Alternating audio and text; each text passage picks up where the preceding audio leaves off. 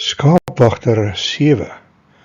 U stok en u staf, die vertroos my. Psalm 23. Ons is besig met 'n reeks oor die skaapwagter, met sy skape vanuit Psalm 23. Soos ons stadig herkou om wat daar geskryf staan, bedink ons ook wat die Here vir ons wil sê daardeur. Al leef ons in 'n ander eeu en konteks. Ons stadsjapies verstaan nie veel van die skaapwêreld waarin Dawid groot geword het nie. Maar elke generasie probeer om die waarheid van die skrif te laat weerklank vind in hulle eie konteks. So klink die Psalm onder die Griekwas. Die Here is my skaapwagter, wat my nou in die dradewerke van sy proewe hou. Hy laat my nooit verloor laat lê nie, en ek sal ook niks oor my hê nie, en alwy ek weet waar die wind begin, hy lei my na waterse tussen die duine in. Hy sit my siel in my lyf in terug. Hy breek slat slang se hoepelrug. Hy melk my beker vol waar ek loop lê. In my land waar ek meneer moet sê, maak u opslagstrale van my tegeparty. Maar ek en u, ons sal onder die doringse bly. Voor ons inzoom op die spesifieke gedeelte, kom ons herhaal die hele Psalm hardop in ons eie stemme, sodat die geklank van die woord ons tonge raak. Psalm 23, 'n Psalm van Dawid. Die Here is my herder. Ek kom niks kort nie. Hy laat my rus in groen weivelde. Hy bring my by waters waar daar vrede is. Hy gee my nuwe krag. Hy lei my op die regte paaie, tot die eer van sy naam. Selfs al gaan ek deur donker dieptes, sal ek nie bang wees nie, want u is altyd by my. In u hande is ek veilig. U laat my by 'n feesmaal aansit, terwyl my teestanders moet toekyk. U ontvang my soos 'n eregas. Ek word oorlaai met hartlikheid. U goedheid en liefde sal my lewe lank by my bly, en ek sal tuis wees in die huis van die Here, tot in lengte van dae. Ons fokus vandag op 'n stukkie wat by ons moderne mense baie maklik misgekyk kan word. Want dit sê nie veel vir ons in ons konteks nie, maar dit staan daar geskryf, met 'n rede, en is nodig vir ons om te weet, want dit sal maak dat ons herder al meer sal vertrou. Hy is sterk en kan enige probleem van ons hanteer. Ons het laasweek gelees van die vallei van die doodskaduwee, waardeur die herder sy skapies neem op pad na die hooglande en die somerweiveld. Daar is baie dinge wat die skapies bedreig, maar ons herder is meer as opgewasse teenoor elke gevaar om sy skapies effektief te beskerm en hulle heelhuids aanderkant te kry. Vers 4. Want u Here is by my, u beskerm my soos 'n herder sy skape beskerm met sy stok en met sy krie. Ander vertaling sê, want u is met my, u stok en u staf, die vertroos my. Want u is by my, dit is u staf en u stok wat my gerus stel.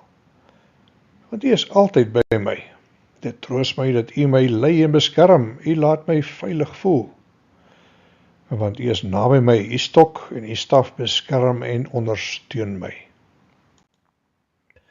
Wanneer 'n skaapwagter in die veld is, saam met sy kudde in die hooglande, is dit die gewoonte vir hom om die minimum hoeveelheid toerusting saam te dra. Dit is nou nie asof hy 'n tas heel pad met hom kan saamdra nie. En die van julle wat al op staptoere was, sal weet dat daai rugsak sommer gou baie swaar kan raak. Dis pak mens net die nodigste dinge in, en laat alles agter dat onnodige gewig vir jou sal beteken. Of jy nou vir 'n dag of 'n week lank stap, jy maak seker dat jy dit so lig as moontlik hou, en niks inpak wat jou gaan laat kreun nie. Niemand anders gaan jou goed vir jou dra nie. En dikwels moes die skaapwagter alles wat hy nodig het, saam met hom dra. Party kon seker die swaar goed op 'n plek los en net met 'n rugsak op die res van die dag agter die skape aandrentel.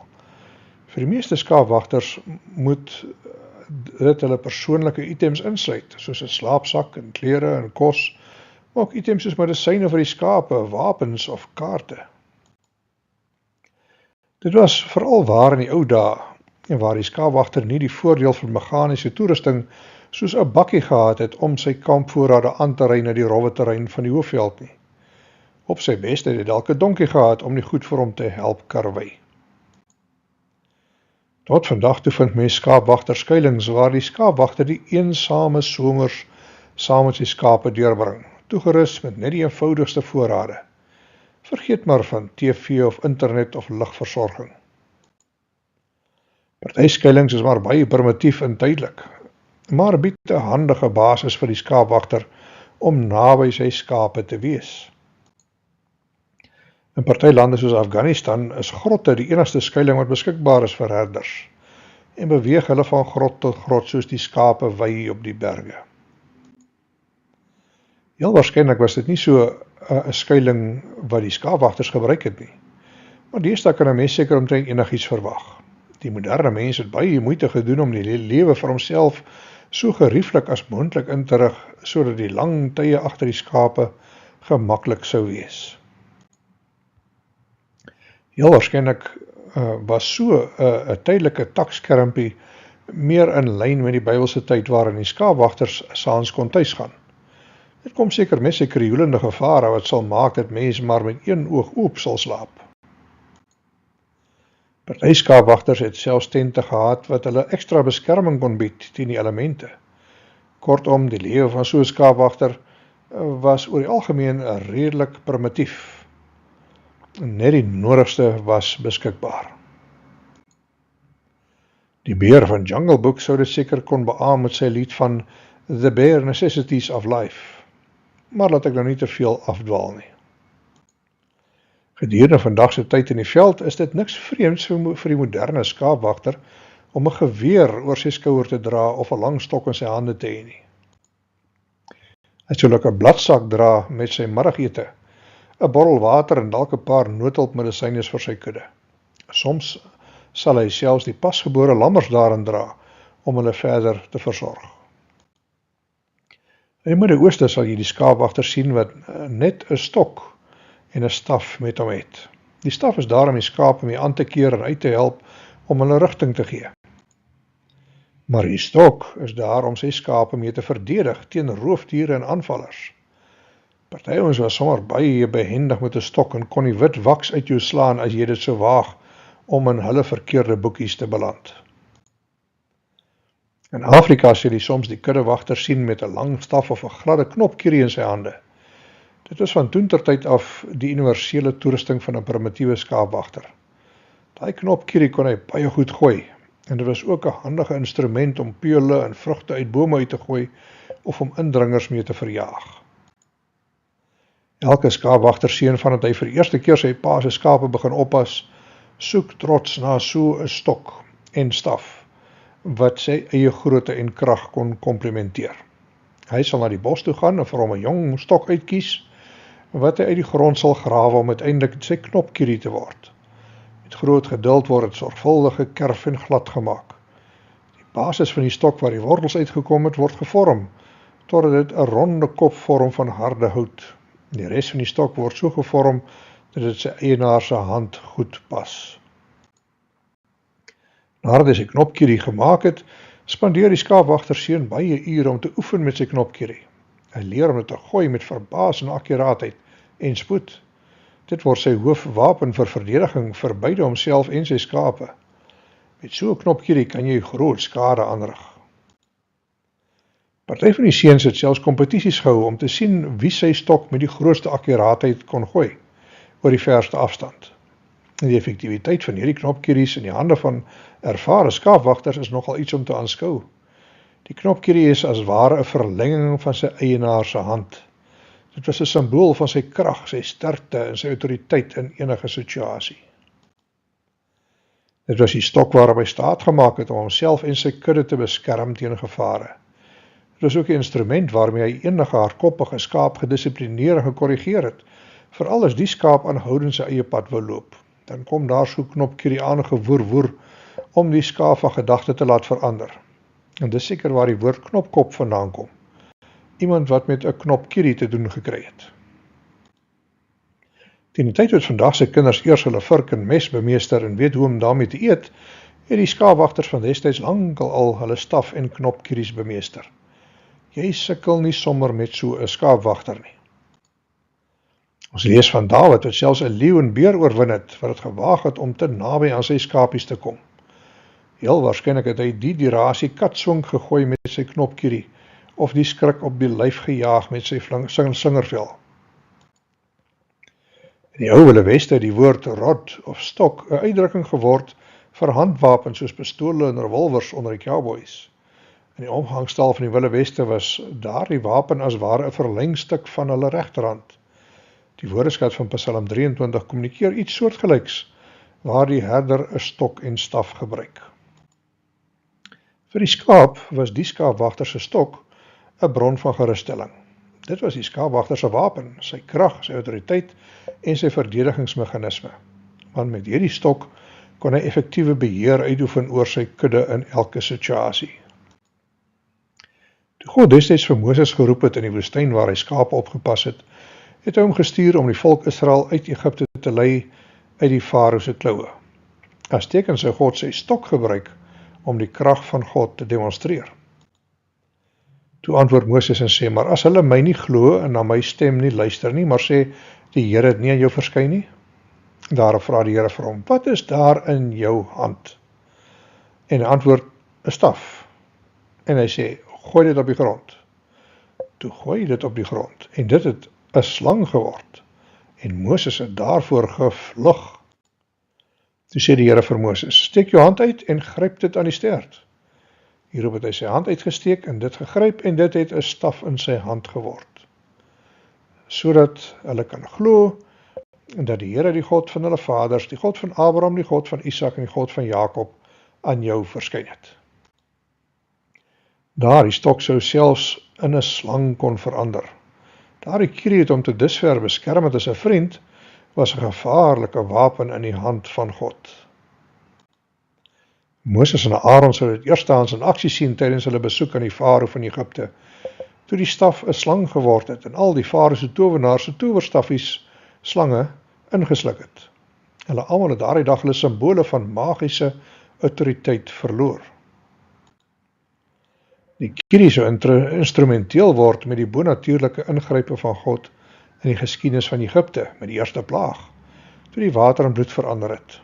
En wonderwerke het plaasgevind wanneer God Moses en Aaron se stokke gebruik het om hulle goddelike roeping te demonstreer aan die farao en aan die Israeliete. En later sou Moses weer sy kierie uitsteek oor die Rooi See om sy volk te red. Die see het oopgekloof sodat hulle droogvoets kon deurloop. Sy autoriteit was sigbaar vir die hele trop. En jy hef jou staf op en steek jou hand uit oor die see en kloof dit, sodat die kinders van Israel dwars deur die see op droë grond kan trek. Ons lees later hoe Moses sy kierie gebruik het om God se oorwinning aan te kondig in hulle geveg teen die Amalekiete. Solank hy die kierie hoog gehou het, het die Israeliete oorwin. En die kierie was die simbool van goddelike autoriteit. God sou die geveg vir hulle wen. By 2 geleenthede het Moses 'n rots geslaan om water daaruit te kry. Die onmoontlikheid het plaasgevind en daar was genoeg water vir almal. Maar die tweede keer was Moses ongehoorsaam, het hy nie met die rots gepraat nie, maar eerder sy beproefde kierie gebruik om die water te laat tevoorskyn kom. Daar sou hy ontdek dat daar 'n slang in sy kierie skuil wat vir hom sy toegang tot die beloofde land sou wegneem. Oppas om nie die autoriteit wat God jou gegee het te misbruik nie. Dit sal terugbyt. Net soos die skape in Dawid se tyd die stok gesien het as 'n simbool van vertroosting en gerusstelling in die skaapwagter se ervare hande, soos daar in ons tyd 'n groot vertroosting in ons eie harte, wanneer ons die krag en autoriteit van die woord van God deel van ons lewens maak. Die skrif of Bybel is as ware die stok van God. Dit is die verlenging van die wil en intensies van God vir ons as tydelike mense. Ons leef in 'n eeu van baie stemme en vreemde filosofieë wat op ons afgeforceer word van alle kante. Dit is maklik om mislei te word.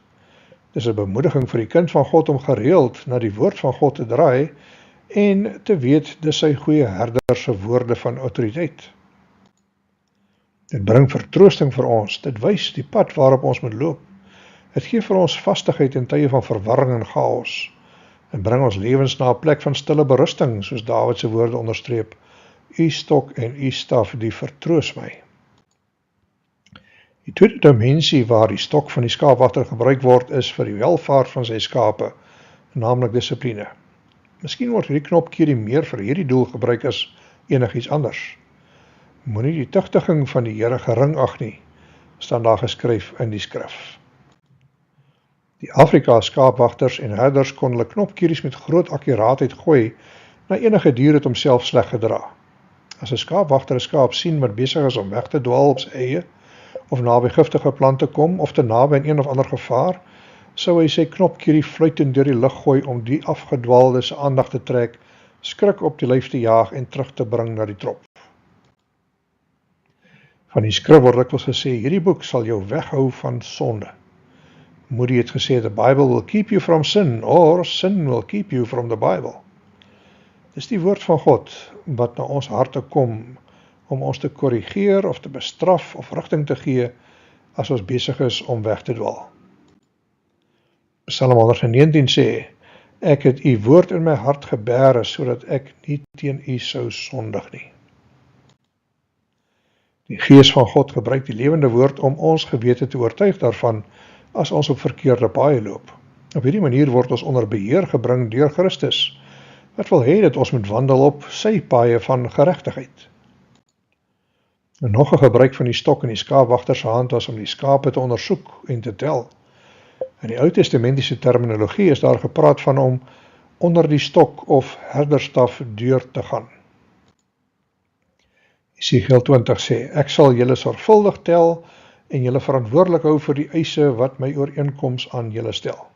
Ander vertaling sê, en ek sal julle onder die herderstaf laat deurgaan en julle bring in die band van die verbond. Dis iets heeltemal anders as wanneer jy nie kan slaap nie en die skape tel om vaak te word. Hier gebruik die skaapwagter sy stok om sy kudde te tel, om seker te maak dat geen een van hulle weg is nie. Dit beteken nie net om onder die eienaar se beheer en autoriteit te kom nie, maar ook om onderwerp te word aan sy intieme, versigtige, eerstehandse persoonlike ondersoek. Die skaap wat onder die stok deurgeloop het, was die een wat getel is en oorgekyk is met groot sorgvuldigheid om seker te maak dat alles wel is met hom. Vanweer die skaap se lang wol, is dit nie altyd maklik om siekte, wonde of defekte waar te neem in die skape nie. By 'n veiling of skou kan 'n swak skaap maklik getrim en sy wol gevorm word om te lyk of dit in 'n goeie kondisie is. Maar 'n ervare beoordelaar sal sy stok vat en die skaap se wol oopvlek om die vel van die skaap te ondersoek, die skoonheid van sy pels en die kondisie van sy lyf. Hy is nie iemand wat maklik geflous kan word nie. Terwyl 'n goeie herder of versigtige eienaar sy skape van tyd tot tyd ondersoek het, sal hy elke individu goed deurkyk. Soos elke dier uit die kraal kom of deur die hek stap, word deur die herder se uitgestrekte stok gestop. Hy maak die wolle oop, hy bevoel die skaap met sy hande vir enige moeilikheid, hy ondersoek die skaap sorgvuldig om te sien of die skaap gesond is. Dis 'n intieme ondersoekproses. Dit is natuurlik ook vir die skaap 'n vertroosting, want op hierdie manier kan enige probleme wat onsigbaar was aan die skaapwagter bekend raak. Parasiete, wurms of larwes word so vroegtydig geïdentifiseer en behandel. Psalm 139 sê, deurgrond my, o God, deurgrond my hart, ondersoek my, sien tog my onrus raak, en of ek nie op die verkeerde pad is nie, en lei my op die beproefde pad. As ons die Here sou toelaat en onsself ondergeskik stel aan hom, sal God deur sy woord ons harte ondersoek.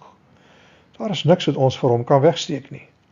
Hy kyk dieper as die uiterlike en ontbloot dinge wat reggemaak moet word of aandag moet kry.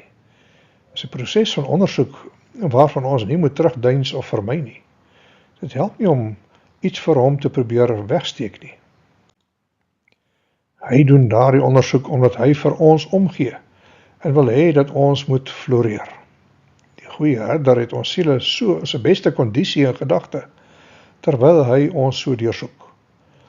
En dit behoort 'n vertroosting vir ons te wees as 'n kind van God, want ons kan God vertrou om goed vir ons te sorg. Wil in die skrif word soms sinoniem gebruik met ons eie wil, ons selftrots of selfgelding. God ontbloot dit deur sy woord en doen dan 'n diep werk met ons wil om die verkeerde dinge in ons lewe reg te stel. Dinge wat vir ons onder die oppervlakte pla. Dikwels sit ons 'n goeie voetjie voor in openbaar voor ander. Ons is trots en dapper, maar diep daaronder is daar 'n nood wat genesing nodig het. Die skaapwagter se stok is ook 'n instrument van beskerming vir homself en vir sy skape as hulle in gevaar sou beland. Dit word gebruik vir beide verdediging.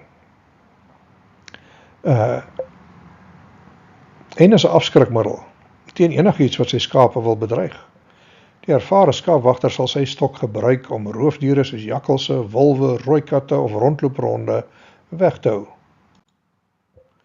Die kierie word dikwels gebruik om 'n bos mee te slaan, sodat slange verwilder kan word en ander skepsels nie sy kudde sal versteur nie. Don't beat around the bush, Doc. How serious is it? Vra die oukie, terwyl die begrafnisondernemer reeds besig is om sy mates te neem. Voor Dawid vir Goliat aangevat het, het hy vir Saul vertel hoe hy sy skaapwagtersgereedskap gebruik het, om die leeu en beer wat sy skape kon bedreig het, ore aan te sit. Iemand vertel hoe hy eenkeer 'n Maasai bokwagter in Kenia dopgehou het, wat 'n knopkierie in sy hande gedra het. Toe hulle op die top van 'n heuwel kom, kon hulle 'n trop olifante in die digte bosse onder hulle gewaar. Om hulle na die oopte te verdryf, het hulle besluit om 'n groot rots teen die heuwel af te rol om die olifante skrik te maak. Terwyl hulle stoot aan 'n groot rots het 'n kobra skielik sy verskyning gemaak, gereed om hulle te pik. In 'n breuk van 'n sekonde het die Maasai seun sy knopkierie gebruik en die slang op die plek doodgeslaan. Die wapen het nooit sy hande verlaat terwyl hy die rots beweer skuif het nie. Die stok, die vertroos my. Dit was die stok in die skaapwagter se hande wat hulle daardie dag van die slang gered het. Dit was ook met die stok van God se woord wat Christus, die goeie herder, die Satan, die ou slang, verslaan het, keer op keer tydens sy versoeking in die woestyn. Daar staan geskrywe, het hy elke keer geantwoord. Dit is dieselfde woord van God, waarop ons kan staat maak, wanneer ons te doen kry met die aanvalle van die duiwel. Dis effektief teen die sluwe slang en die brullende leeu wat probeer om ons te verskeur. Daar is geen plaasvervanger vir die skrif, wanneer ons te doen kry met die sosiale orde waarin ons leef nie. Ons wêreld raak al meer gekompliseerd, veral as die wêreld dinge doen wat indruis teen alles wat Christus voorstaan. Om te lewe tussen mense wat Christus verwerp, is om blootgestel te word aan allerlei versoekings.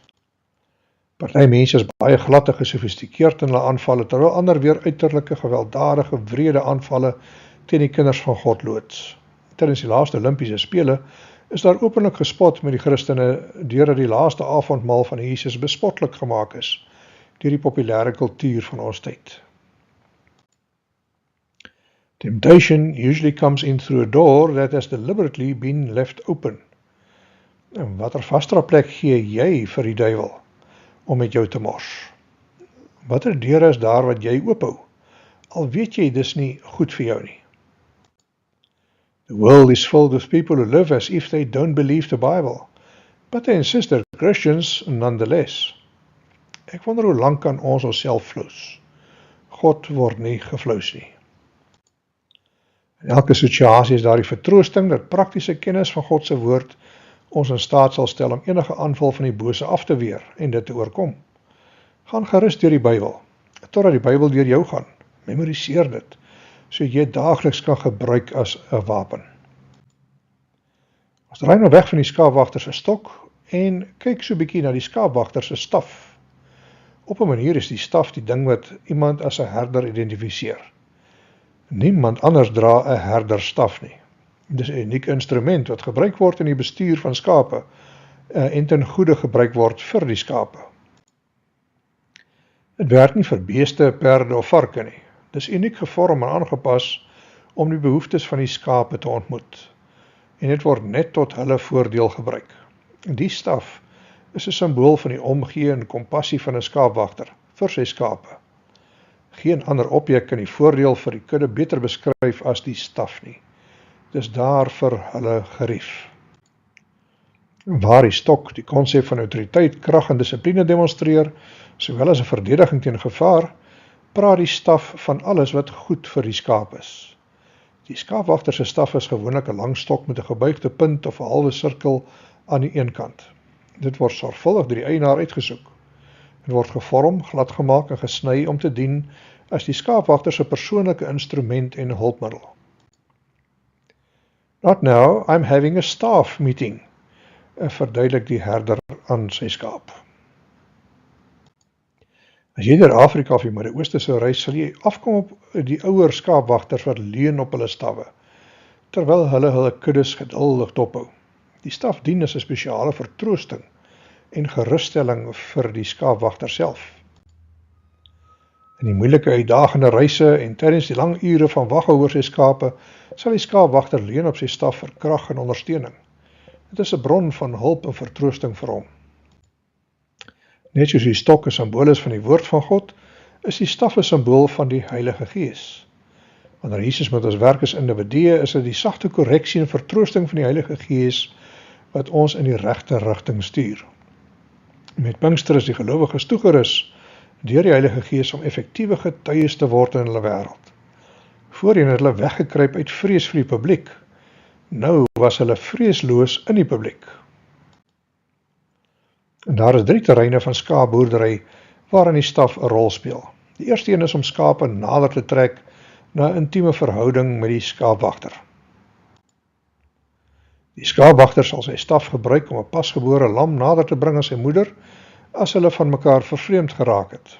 Hy doen dit omdat hy nie wil hê dat die ooi haar nasaad moet verwerp weens die reuk van die skaapwagter se hande nie. 'n Ervare skaapwagter sal sy staf effektief gebruik tussen ooe wat gelyktydig lam. Die pasgebore lammer sal opgelig word met die staf en langs die ooi geplaas word, sodat die ooi vir die lam kan sorg. Op dieselfde manier word die staf gebruik deur die skaapwagter om 'n individuele skaap te vang, oud of jonk, en hom na homself te trek sodat hy die skaap intiem kan inspekteer.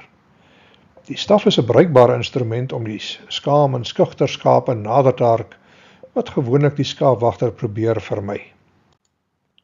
Dieselfde vind plaas in ons Christelike lewe, waar die Heilige Gees as die vertrooster ons saamtrek in 'n warm persoonlike gemeenskap van gelowiges met mekaar. Dis hoekom kerk die plek is waar ons opnuut herinner word daaraan dat ons deel van die trop is. Ons het mekaar nodig, ons behoort aan mekaar. Dis ook die Heilige Gees wat ons na Christus trek vir persoonlike ondersoek en vertroosting tydens ons stilte tye. Hy weet wat ons regtig nodig het, en die intimiteit met hom is vir ons baie voordelig. Die staf word ook gebruik om die skape te lei en rigting te gee.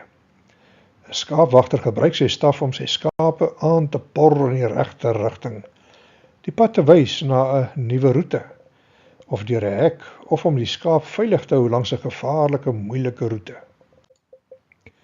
Hy gebruik nie sy staf om die dier te slaan nie. Die punt van die langstok word teen die dier se sy gedruk, en die drukking aan die kant lei die skaap in die rigting wat die eienaar wil hê hy moet gaan. So is die skaap verseker van die regte pad waarop hy hom bevind. Partykeer sal die skaapwagter sy staf hou teen die sy van 'n skaap wat sy gunsteling is, as 'n teken van kontak met mekaar. Hulle sal so saamloop met sy stok tussen of teen die skaap se sy asof hulle hand aan hand loop. Die skaap geniet aan die skaapwagter se persoonlike aandag en waardeer die intieme kontak met hom. Om so behandel te word deur die skaapwagter is 'n bron van vertroosting vir die skaap. Sy hand is op my. In ons wandel met God word ons deur Christus beloof dat hy sy Gees sal stuur om met ons te wees, om ons te lei in alle waarheid. Wanneer hy kom, die Gees van die waarheid, sal hy julle in die hele waarheid lei. Wat hy sal sê, sal nie van homself kom nie. Hy sal net sê wat hy hoor, en hy sal die dinge wat gaan kom aan julle verkondig. Die Gees neem die waarheid van God, die woord van God, en maak dit bekend aan ons harte en gedagtes en bring vir ons geestelike verstaan. Dit is hy wat gedurig vir ons sê, hier is die pad, loop daarin. As ons sou toegee en saamwerk met sy sagte aansporing, bring dit 'n gevoel van veiligheid, vertroosting en omgee. In Deuteronomium word Joshua aangemoedig as opvolger van Moses. En die Here sal voor jou uitgaan, hy sal by jou wees. Hy sal jou nie in die steek laat nie, jou nie alleen laat nie, moenie bang wees nie, moenie skrik nie. Dis ook die Heilige Gees wat die lewe van Christus as my skaapwagter vir my regtig persoonlik en intiem kom maak. Deur hom is ek gedurig in aanraking met Christus. Ek is syne en hy is myne. En die Gees bring die gedagte tuis dat ek nou God se kind is en dat ek deel van sy kudde is. In hierdie verhouding is daar 'n groot gemaklikheid, 'n gevoel van behoort aan hom. Ek word deur hom versorg. Ek is die objek van sy persoonlike aandag. Die Christelike lewe gaan nie net om die hou van sekere geloofsuitsprake, doktrines of om sekere feite te glo nie. Daar is soveel meer as net om vertroue in die skrif te hê. Daar is die realiteit van om eerstehands God se aanraking te beleef, om sy gees in my gees te voel, om bewus te wees van sy teenwoordigheid. Vir die kind van God is daar die intieme ervaring om bewus te raak van sy vertroosting en teenwoordigheid, sy aan sy. Dis nie blote verbeelding nie, maar kan elke dag se lewe realisties inkleer. Daar's 'n kalm, stil rustigheid in die wete dat hy daar is te midde van elke minuut van my daaglikse lewe. Ek kan staat maak op hom met elke besluit wat ek moet neem. Dit bied 'n groot vertroosting vir elke Christen, selfs hulle wat vervolg word vir hulle geloof. Oor en oor kan ek na hom draai en openlik met hom praat. Sy opinie vra omtrent 'n probleem. Ek kan vra, wat sou u gedoen het in hierdie geval? Of ek kan sê, u is tog oral en weet alles. Ek ken al die komplekse hoeke van my situasie. Vertel vir my, wat die beste ding is wat ek kan doen in hierdie geval. Die wonderlike ding is dat hy dit doen. Die Heilige Gees maak die wil van Christus bekend aan my verstand. Dan kan ek die regte besluite neem met selfvertroue. Elke keer as ek dit nie kan doen nie, bevind ek myself in een of ander moeilikheid. Dis hier waar die Heilige Gees tot my redding kom, net soos die skaapwagter sy skape red uit situasies waarin hulle met hulle eie onnoselheid beland het. Skape is hardkoppige wesens, se beland dikwels in die vreemdste moeilikhede. Een skaapwagter vertel hoe hy gesien het dat 'n gulsige skaap, wat net nog een mondjie vol groen gras wou kry, afgeklim het teen styl kraanse waar sy toe geglip het en in die see geval het. Slegs met sy lang skaapwagterstaf kon hy die skaap weer uit die water oplig en terugtrek tot op vaste aarde. Een wintersdag het hy verskeie ure bestee om 'n ooi te red wat dieselfde ding verskeie kere oorgekom het. Die skaap se onnosele hardkoppigheid was tot haar eie nadeel. 'n Ander keer het 'n skaapwagter 'n skaap gevind wat vassit in 'n kraaines van wilde rose of dorings, waar sy ingebeur het om net nog 'n mondjie vol groen gras by te kom. Spoedig was die doring so verstrengel aan die skaap se wol dat sy dit onmoontlik nie kon vrykom nie, ongeag hoeveel keer sy gespartel het. Net die lang staf van die skaapwagter kon die skaap bevry van verstrengeling en haar loskry uit die dorings. Dieselfde gebeur met ons ook. Baie van ons probleme en doodloopstrate gebeur weens ons eie onnoselheid. Net soos 'n hardkoppige skaap dryf ons eie wil ons in situasies in waaruit ons later nie kan ontsnap nie. Ons sit later so vas dat ons onsself nie kan red nie. Maar in sy omgee en versorging kom die goeie herder na ons toe. Hy lig ons op deur sy gees uit die moeilikheid uit waarin ons beland het. Watter geduld het God daarom nie met ons nie. Ek staan soms verbuisterd oor sy omgee en vergewensgesindheid vir my. As die Seun van God jou vrygemaak het, sal jy waarlik vry wees. Met sy staf vertroos die goeie herder vir my. Geen probleem is vir hom te groot nie. Hy is gedurig by uitkyk na my en wil my graag lei na groen weiding en waters waar daar rus is. Here, dankie dat U my herder is. U weet presies wat ek nodig het en U lei my met U stok en U staf deur U woord en deur U Gees. En dis vir my 'n vertroosting om te weet dat ek nie alleen is nie, maar dat U op die uitkyk is vir my. U is meer as opgewasse vir elkeen van my probleme.